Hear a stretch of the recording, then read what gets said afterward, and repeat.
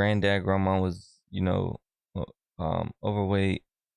My mom, you know, was overweight. And I mean, they just set me up for it. But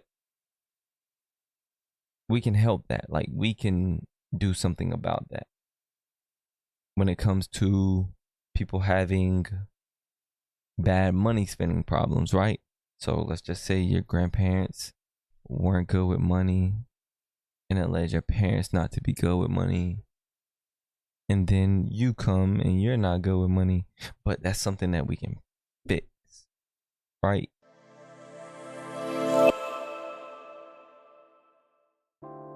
Welcome to the Psych Expansion Podcast, where we discuss the connection between past, present, and future generations and the current problems of today's time. How are y'all doing today? I'm your host, Gabriel Elijah. I'm so happy to be back here. So happy that y'all tuned in. Today, what we're going to go over, we're just going to go over a few questions, that most people don't think to ask. It's at the tip of their tongue, but they don't know how to ask the question. I've came up with a list of questions that I'm going to ask myself and respond to, right? But first of all, before I get started, how y'all doing today, man? And women, how your kids doing? How your family doing? Have you called them and told them that you love them? Have you texted them and told them you love them? Do they know that you love them? Yo, I've really been stuck on this book that I've read maybe like 3 weeks ago called The Alchemist. And it basically like explains the interconnectedness between all parts of life or all things in life, and how you can create analogies from all things in life, right? Like how you can speak on the life of a plant and make the comparison between the plant and human life, or just anything, right? The book is called The Alchemist. It's a great book. I've listened to it twice now, and I actually have the physical copy here, but I think I'm gonna read it again because in life there's those things, there's that person, right? I always believe there's a person in your life that can speak to you, and you just respect what they say so much more than you respect what some other person will say. It's not that you don't think what they're saying is wise, but it's just it just doesn't hit the same, to be honest with you. I don't know how to explain what it is. It's a combination of things. It could be their tone, it could be how they present themselves, it could be how they it's just a combination of things, right? But getting back to the point, I think that we all have a person that can speak to us, and for me, I think that we all have a book that can speak to us, and The Alchemist might be the book for me, the book that I just study and study and study, because there's so many lessons in it, so many. I think you guys should check that out and give me your feedback in the comments. Let me know what you think of that book, if you've read it or if you're going to read it. If you want to know my favorite parts of the book, ask and I'll comment below your post. But yeah, hope all is well with you all. What's new with me? I just recently bought a gun. I got a gun now, y'all. I bought a 9mm. I'm actually about to post a vlog. It's fire though. The vlog is fire. I was with some family and whatnot, and we're just having a good time doing. I won't say all the things that we're doing, but we were shooting a gun and we was just acting how families should act around one another. Not arguing, not debating what one should be doing. None of that. We're just having a good time, enjoying each other's presence. But get into the questions, man. Get into the questions. So the first question that I have, it says, can you explain the concept of generational curses and how they can impact our habits and behaviors? So to me, right, a generational curse would be something like one that you can't help. Like, you may be born with is maybe something like cancer, or maybe something like I don't know. Is high cholesterol, is that something you're born with, or is that something that is fed to you, like literally fed to you in high blood pressure and whatnot, right? Like a generational curse would be health issues that you didn't bring upon yourself. You didn't summon those by your actions or doings. That would be like a generational curse that you had nothing to do with. But a generational curse that I think that you can correct, I mean, though I think you can correct those, but these are more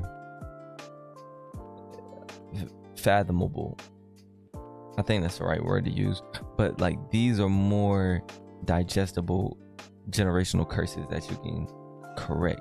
Something like being overweight,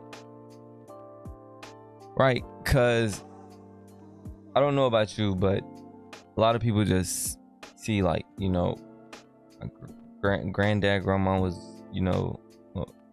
overweight. My mom, was overweight, and I mean, they just set me up for it. But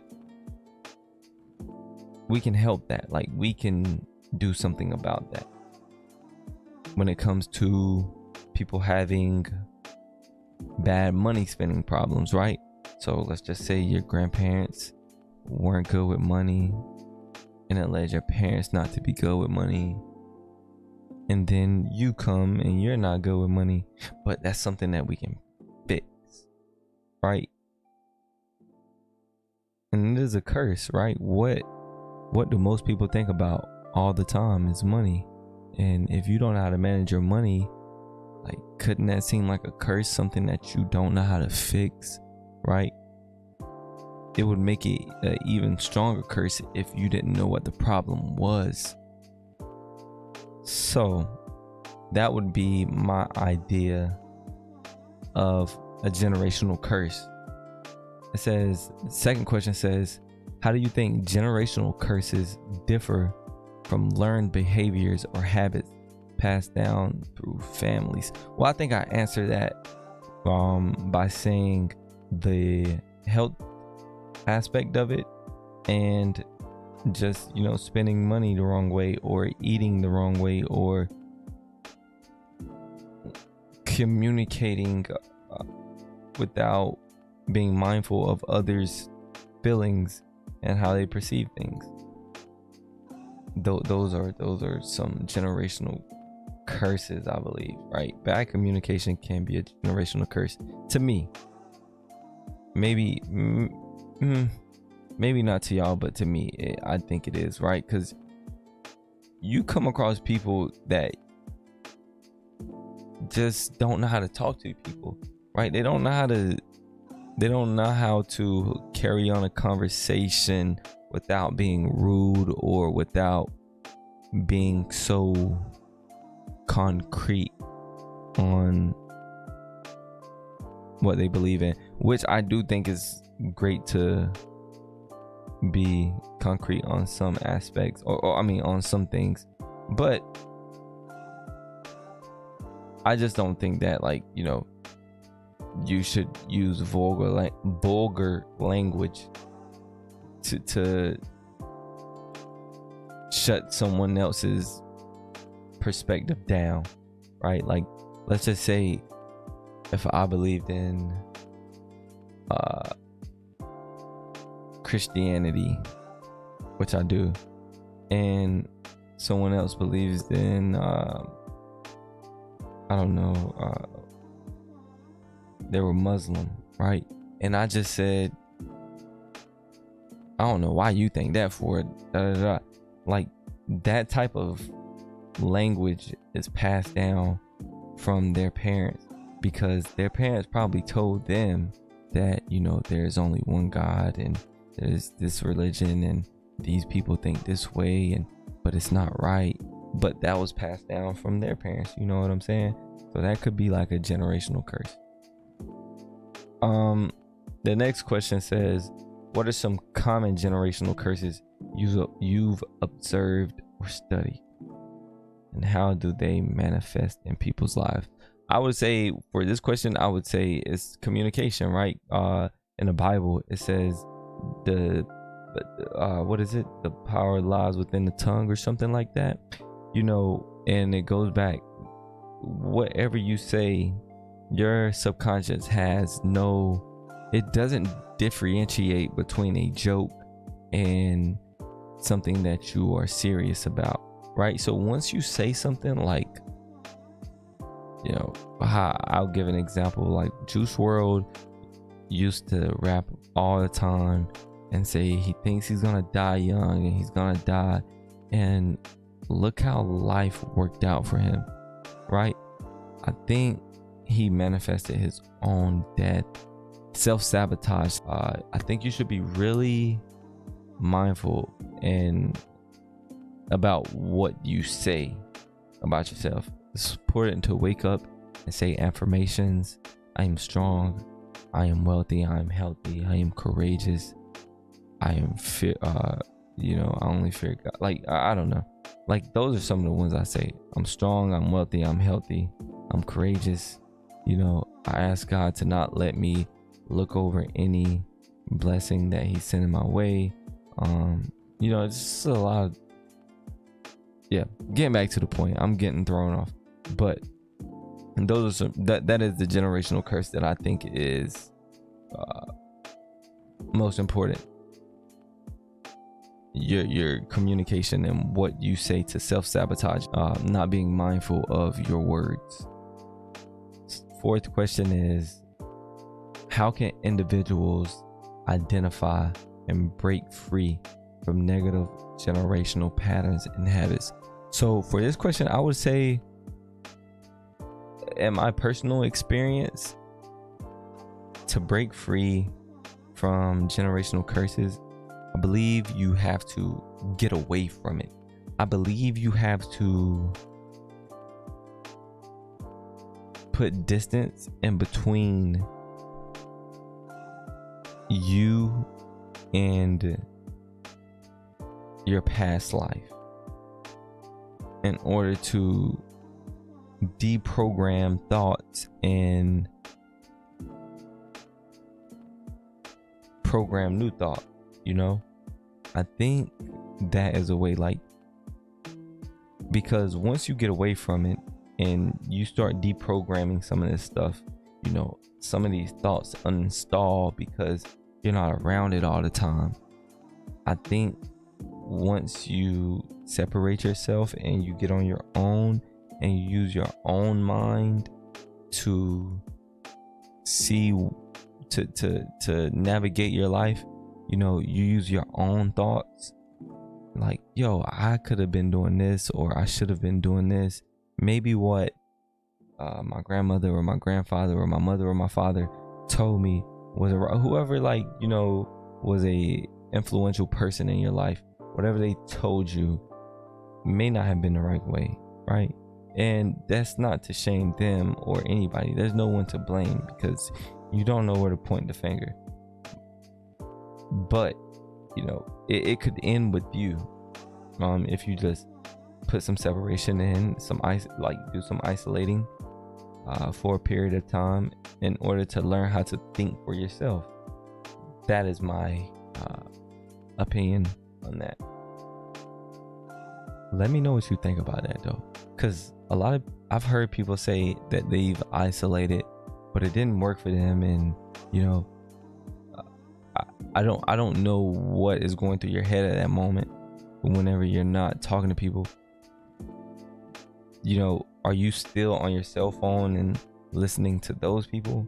Because a lot of the times it plays off an algorithm, and if you've been on your phone during the times that you were around those people who had similar lives to your past life, that is going to show up on your phone, and it's going to continue. The habits are going to continue, the thoughts are going to continue, right? So You may need to, not get a new phone, but clear your cache, or whatever it's called. It's on your phone. It's spelled CACHE. Basically, just delete your history in your phone, so you can start liking things that you actually like, that you actually feel like benefit your life. That way it's fed to you more often. What is the next question? Number 5, I believe. It says, have you personally experienced any generational curses or observed them in your own family? How did you address them? I do. I notice them all the time. And how are we doing on time? Okay, yeah, we're good. So, the generational curse that I believe is in my family is, and I've spoken on it twice already, but it is communication. Being too prideful, having too much ego to where you can't communicate and admit your wrongs. It is being too prideful, like your last name is some holy trinity or something, right? Like what you're doing is better than what your sibling or family member is doing, or what anybody else is doing. Like the world revolves around you. And lately I've been digging, and I say lately, which has a threshold of like the last 2 years. So lately I've been digging and finding myself to come to the realization that, the world is bigger than me. Like it doesn't revolve around me. It's not something that I can just go out and put my perspective on people and expect them to latch on to it. I have to be open-minded. I have to, consider other people's perspective. And I also have to be mindful about how other people are perceiving what I am saying, because, that just makes for a better conversation. It makes for I can better understand where they're coming from, and they can better understand where I'm coming from, right?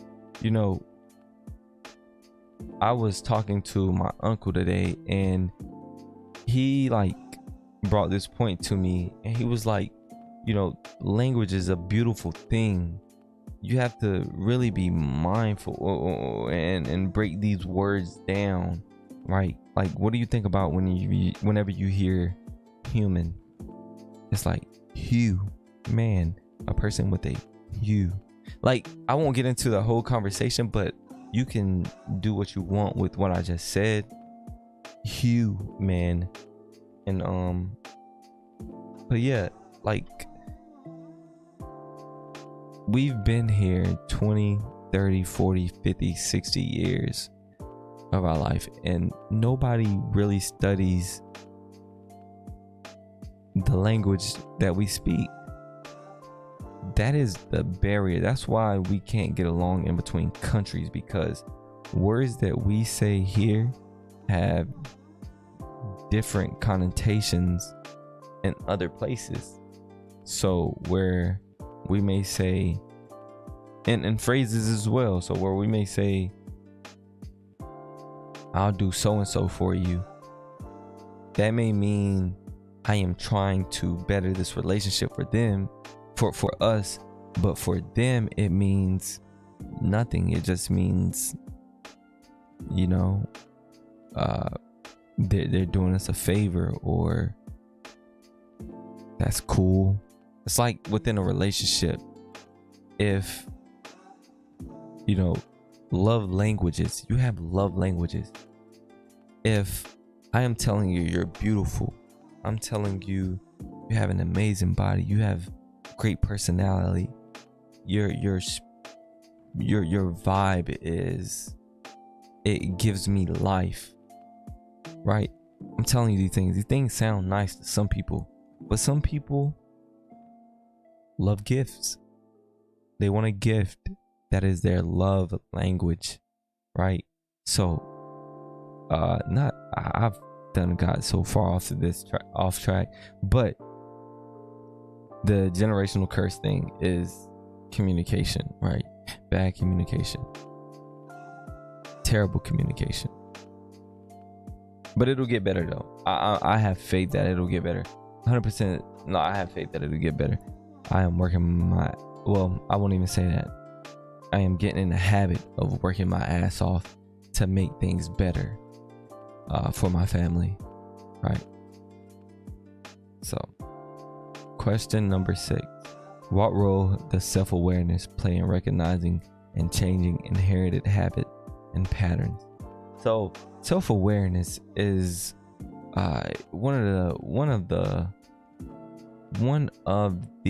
most important things to take note of.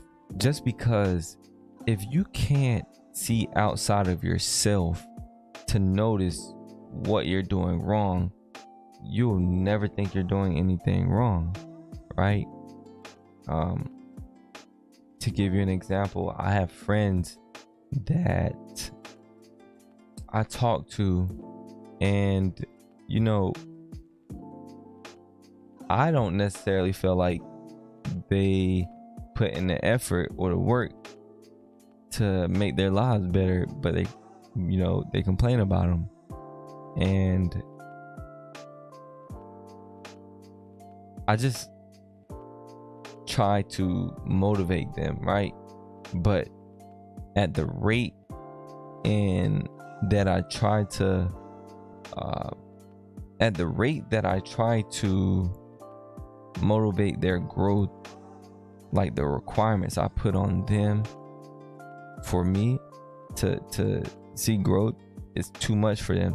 So it could seem kind of pushy.